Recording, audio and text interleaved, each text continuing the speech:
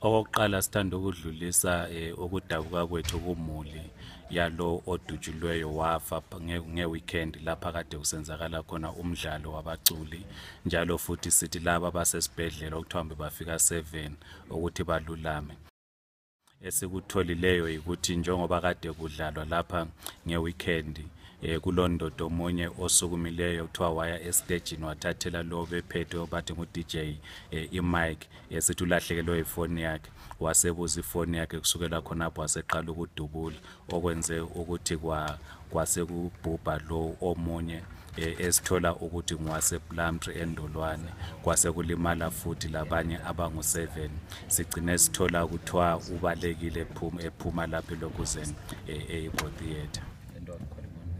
Igama umchasiseli ukugwaza nami njengomuntu osebenza ngayo lento yokwenza ama-events nama-promotions, lento isiphathe kabuhlungu kakhulu ngoba iyasethusa, okunye futhi njalo ifaka angazi ukuthi ngakubeka kanjani, kunzima lokho kusehleleyo mfowethu.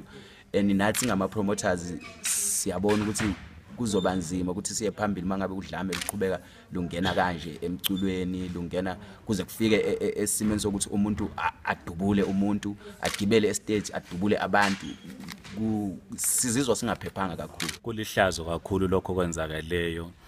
Kuyasiyalula njengezizalwane zaseZimbabwe ezikhona lapha eHilbrow.